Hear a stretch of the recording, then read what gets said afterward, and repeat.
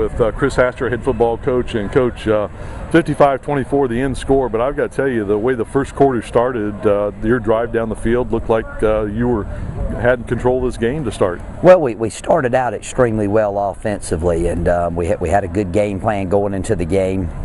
And then we hurt ourselves on a couple drives there in the second quarter. We got called for a penalty and we got a big sack. And but the story is they did a great job in the second half.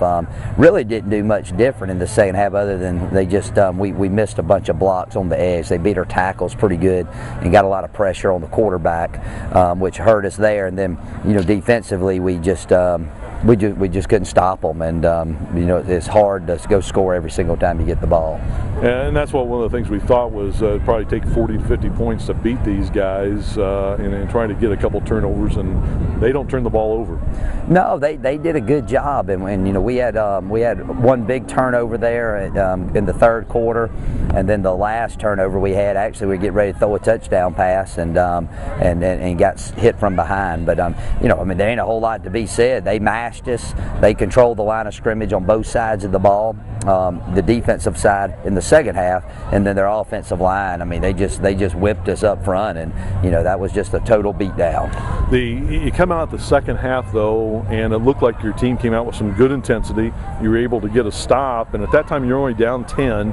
I'm sure you're thinking, get a score here, and we're back in it. Yeah, we did, and that was the thought. I think we gave up a sack on that drive that killed us, and that was kind of the difference in the second half. They were bringing a 5-man pressure, nothing that they didn't do in the first half, but we were giving up edge pressure in the second half all night, and that was very disappointing because that's very uncharacteristic of our offensive line. And and then again we couldn't stop them. We busted assignments, letting guys run free, and couldn't stop the run, so we loaded it up in there, played a lot more man coverage in the second half.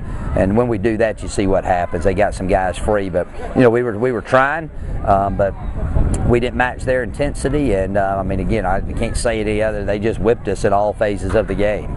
You look at this team that you face today, and you've gone through and you've played the other two teams that are up in the top of the rankings, Eastern Illinois and UT Martin. Your feelings on this team as far as defensively, how they stack up against those other two? Oh, I think the score is evident of that. I mean, they had the best defense coming into the conference as far as yards given up and scoring defense, and they've always been tough. We haven't ever scored a whole bunch of points on them, but like I said, we had a great game plan. We executed in the first quarter about as good as you could execute. When we did have to settle for the field goal, if we don't drop the pass out there, we get a first down. But we just gave up some uncharacteristic pressure offensively, and the second half, they kind of pinned their ears back and knew we were going to have to throw it every time to get back in the game, and we just, we couldn't do it. We played okay on special teams. That was kind of an even break, but the other two sides of the ball, we just got physically dominated at the point of attack.